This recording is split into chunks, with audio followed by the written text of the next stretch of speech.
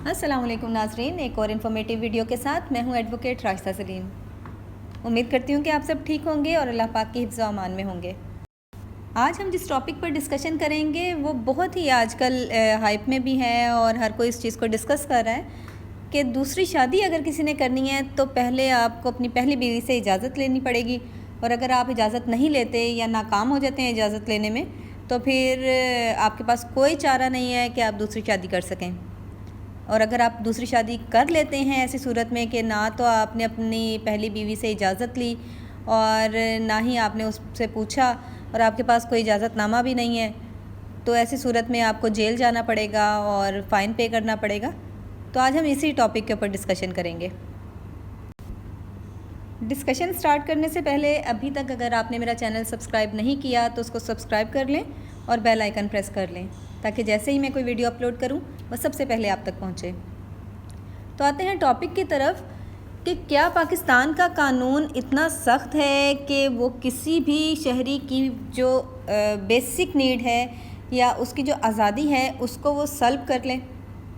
کیا اتنی زیادہ سختی ہے ہمارے قانون میں کہ شریعت تو ایک چیز کی اجازت دے رہی ہے لیکن قانون کہہ رہا ہے کہ آپ نے یہ نہیں کرنا؟ جب پاکستان اسلامی جمہوریہ پاکستان ہے تو اس میں تو ہر وہ کام ہوگا جو شریعت کہتی ہے اور اسی کو فالو کیا جائے گا۔ تو پھر یہ کیسے ہو سکتا ہے کہ ایک انسان اپنی پہلی بیوی کی موجودگی میں دوسری شادی نہیں کر سکتا یا اس سے اجازت لیے بغیر دوسری شادی نہیں کر سکتا؟ تو ایسا بالکل نہیں ہے، کیونکہ مرد کو شریعت بھی اجازت دیتی ہے کہ وہ 4 شادیاں کر لے اور قانون بھی اجازت دیتا ہے۔ دراصل ہم لوگوں کا پرابلم جو ہے نا وہ یہ ہے کہ ہم کسی بھی بات کی تحقیق تک نہیں جاتے، ہم کسی بات کے اوپر تحقیق کرتے نہیں ہیں، ہم کسی بات کی ڈیپتھ تک نہیں جاتے کہ ایکچولی یہ بات ہے کیا۔ ہم نے بس ایک انسان سے بات سنی کہ یہ کام ہو رہا ہے، وہ بات اس سے سن کے ہم نے اس پہ یقین کیا اور آگے جا کے دوسرے کو بتایا اپنے الفاظ میں۔ اب وہ دوسرے نے جو ہمارے الفاظ میں سنا اس نے تیسرے کو جو بتانا ہے وہ اپنے الفاظ میں، اور بات ہوتے ہوتے ہوتے ہوتے بالکل ہی اپوزٹ ہو جاتی ہے جو اوریجنل بات ہوتی ہے۔ اسی طرح سے یہی معاملہ ہوا ہے اس قانون کے ساتھ کہ ایک مرد اپنی پہلی بیوی کی موجودگی میں دوسری شادی نہیں کر سکتا، اور اگر وہ ایسا کرے گا تو اس کو سزا اور جرمانہ دونوں کیا جائے گا، جبکہ قانون میں تو ایسا کچھ بھی نہیں ہے اور نہ ہی ایسا کوئی قانون پاس ہوا ہے۔ تو آج میں ڈسکس کروں گی، آپ کو تھوڑی سی انفارمیشن دوں گی کہ ایکچولی کیا قانون پاس ہوا ہے اور اس میں ہے کیا۔ مسلم فیملی آرڈیننس 1961 جو ہے اس کا سیکشن ہے 6، وہ یہ کہتا ہے کہ ایک مرد اپنی پہلی بیوی کی موجودگی میں دوسری شادی کر سکتا ہے، اور جب یہ چیز لکھ دی گئی ہے کہ ایک شخص اپنی پہلی بیوی کی موجودگی میں دوسری شادی کر سکتا ہے تو پھر یہ تو بات ہی ختم ہو گئی کہ دوسری شادی نہیں کر سکتے۔ ہاں، پھر اس میں یہ بتایا گیا ہے آگے کہ آپ نے اگر دوسری شادی کرنی ہے تو اس کے لیے آپ کو تھوڑا سا پروسیجر جو ہے وہ فالو کرنا پڑے گا۔ اب وہ پروسیجر کیا ہے؟ وہ بڑا سمپل سا پروسیجر ہے، کوئی اتنا مشکل پروسیجر نہیں ہے، ہر چیز جو ہے بڑی آسان ہے، ہمارے قانون میں بڑی کھلی بتائی گئی ہے کہ آپ اس کو فالو کریں اور لیگلی ہر کام کریں آپ پاکستان میں۔ تو پروسیجر جو ہے وہ یہ ہے کہ اگر آپ دوسری شادی کرنا چاہتے ہیں تو سب سے پہلی بات جو آپ کا مذہب بھی کہتا ہے اور آپ کا قانون بھی کہتا ہے وہ یہ ہے کہ آپ اپنی پہلی بیوی سے اجازت لیں، آپ اس کے نالج میں یہ چیز دیں کہ میں یہ سٹیپ لینے لگا ہوں، اس کو کانفیڈنس میں لیں، اس سے اجازت لے لیں، اور اگر وہ اجازت دے دیتی ہیں تو آپ وہ لکھوا لیں، کیونکہ جو بات ریٹن میں ہے وہ سب سے ویلڈ بات ہے۔ جب آپ کوئی چیز لکھوا لیتے ہیں تو اس چیز کا آپ کے پاس ایک ثبوت آ جاتا ہے کہ میں نے یہ کام کیا اور میرے پاس یہ ریٹن ثبوت ہے۔ اور اگر ایسا ہے کہ آپ کی پہلی بیوی جو ہیں وہ ناراض ہیں آپ کے اس عمل سے، وہ اجازت نہیں دیتی ہیں آپ کو، تو پھر آپ کے پاس ایسی کیا ریمیڈی ہے کہ آپ اپنا یہ ایکٹ جو ہے اس کو فلفل کریں؟ تو پھر آپ ایسا کریں گے کہ آپ جائیں گے یونین کونسل، وہاں کے چیئرمین سے ملیں گے اور ان کو یہ بتائیں گے، ان کے سامنے ایک اپلیکیشن دیں گے ریٹن میں کہ میں دوسری شادی کرنا چاہتا ہوں۔ اس میں آپ ریزن بتائیں گے کہ میں کس وجہ سے دوسری شادی کرنا چاہتا ہوں، کہ میری مسز جو ہیں وہ بیمار ہیں، میری بیوی جو ہے وہ اس کی مینٹل ہیلتھ اچھی نہیں ہے، یا پھر اس کا کریکٹر اچھا نہیں ہے، یا پھر اس طرح سے ہے کہ وہ اس قابل نہیں ہے کہ وہ میرے ساتھ رہ سکے، یا بچے نہیں ہیں ہمارے، یا کچھ بھی اس طرح کا جو بھی آپ کی گراؤنڈ ہے، آپ اس ایپلیکیشن میں لکھیں گے اور چیئرمین کو دیں گے۔ اب یہاں سے پھر چیئرمین کا کام سٹارٹ ہوتا ہے کہ وہ آپ کی مسز کو بلائیں گے اور ان کو کہیں گے کہ وہ اپنا ایک نمائندہ مقرر کریں جو ان کے بہاف پہ آگے بات کریں۔ پھر وہ آپ کو اور آپ کی مسز کا جو نمائندہ ہے ان دونوں کو آپ سامنے بٹھائیں گے، اور آپ کی مسز بھی ہوں گی اس ٹائم، دونوں کو سامنے بٹھا کے دونوں کی بات چیت کروائیں گے، اور پھر ان دونوں سے موقف پوچھیں گے کہ یہ جو دوسری شادی کا عمل ہونے جا رہا ہے اس میں دونوں کی کیا رائے ہے۔ اگر آپ لوگ دونوں ہی اپنے اپنے دلائل دینے میں کامیاب ہو جاتے ہیں، یعنی جو خاتون ہیں وہ یہ بتانے میں کامیاب ہو جاتی ہیں کہ میں ان کو اجازت نہیں دیتی، اور یہ جتنی بھی باتیں کر رہے ہیں میرے بارے میں کہ میری ہیلتھ ٹھیک نہیں ہے یا جو بھی انہوں نے بتایا ہے وہ سب غلط ہے، تو چیئرمین جو ہیں وہ یہ آرڈر پاس کریں گے کہ یہ دوسری شادی نہیں ہو سکتی، اور جو دوسرا نکاح ہے وہ پھر رجسٹر نہیں ہوگا۔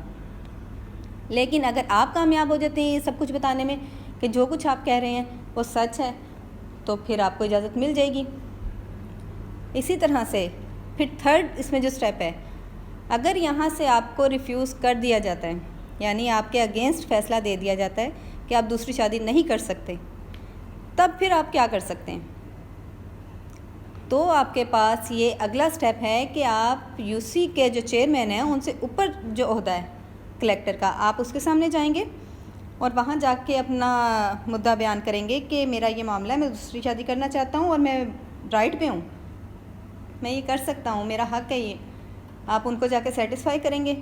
اور پھر کلیکٹر صاحب جو ہیں وہ آپ کی جو اپیل ہے اس کے اوپر فیصلہ دیں گے، اگر ان کو آپ سیٹسفائی کر سکیں گے اپنے دلائل سے۔ ساری بات ہے کہ آپ نے جو گراؤنڈز لی ہیں اپنی اپلیکیشن میں، اپنی اپیل میں، وہ اسٹرانگ ہونی چاہیے، بس آپ وہ بات اچھے سے کنوے کر سکیں کہ کس وجہ سے آپ دوسری شادی کرنا چاہتے ہیں۔ تو کلیکٹر صاحب آپ کے حق میں بھی فیصلہ دے سکتے ہیں، اور پھر ایسا بھی ہو سکتا ہے کہ وہ آپ کے اگینسٹ بھی فیصلہ دے دیں، یعنی وہ یو سی کا جو ڈیسیژن آیا ہے جو آپ کے اگینسٹ ہے وہ اس کو بھی ایز اٹ از رکھ سکتے ہیں، کیونکہ بعض اوقات ہمارے معاشرے میں ایسا ہوتا ہے کہ صرف خواتین ہی نہیں غلط کر رہی ہوتی، مرد حضرات بڑا غلط کر رہے ہوتے ہیں۔ تو اگر اس طرح سے ہے کہ آپ اپنی پہلی بیوی کو مار پیٹ کے یا کسی بھی طریقے سے فورسفلی اگر آپ اگری کر بھی لیتے ہیں، اس سے لکھوا بھی لیتے ہیں، تب یہ سارا معاملہ جو ہے جب یہ سٹنگ ہوتی ہے یو سی کے چیئرمین کے سامنے تو یہ کھل کے سامنے آ جاتا ہے کہ آپ فورسفلی تو نہیں اجازت نامہ لے رہے،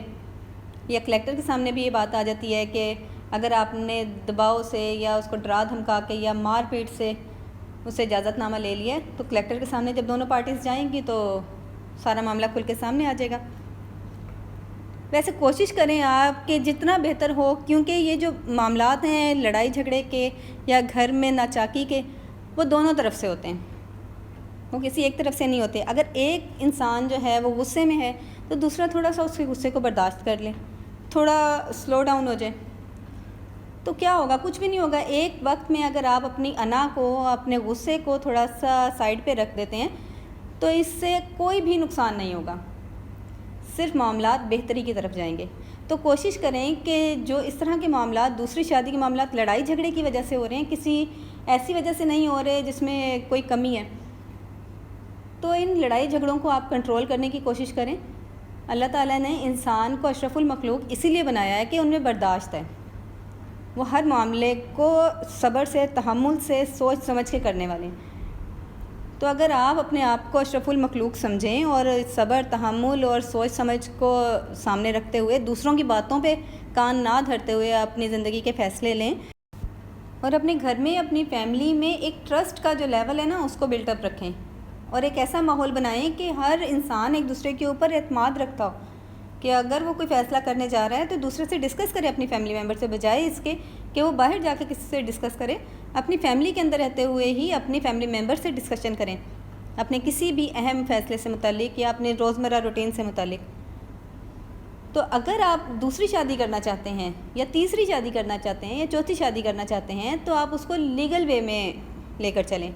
اپنی مسز کو اپنے ساتھ اس بات میں کانفیڈنس میں لیں، اپنے فیملی ممبرس کو کانفیڈنس میں لیں،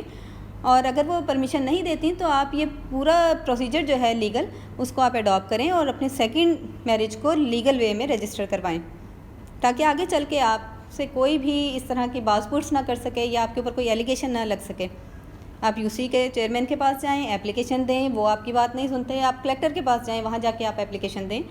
تو انشاءاللہ آپ کی بات بھی سنی جائے گی. اور اگر آپ ایسا نہیں کریں گے تو پھر ڈیفینیٹلی آپ کے اگینسٹ کارروائی کی جائے گی, آپ کو 1 سال کی سزا دی جائے گی, اس کے ساتھ 5 لاکھ روپے تک آپ کو جرمانہ کیا جائے گا پنجاب میں رہتے ہیں تو. اور اگر آپ پنجاب سے باہر رہتے ہیں تو آپ کو 1 سال کی سزا دی جائے گی اور 5,000 روپے کا آپ کو جرمانہ کیا جائے گا. تو بہتر یہی ہے کہ آپ لیگل پروسیجر کو اڈاپٹ کریں, آپ وہ تمام مراحل کو طے کریں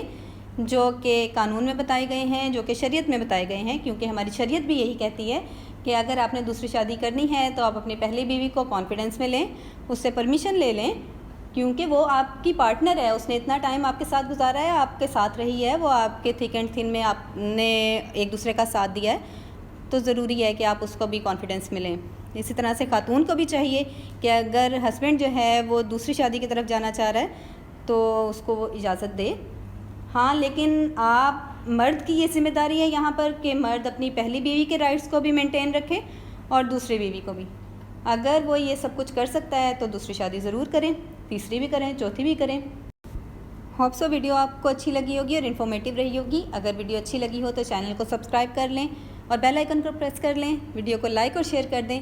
کیونکہ علم کی بات سیکھنا اور آگے پھیلانا صدقہ جاریہ ہے. اپنا اور اپنے پیاروں کا بہت زیادہ خیال رکھیے گا. Thank you so much for watching my video. Allah حافظ.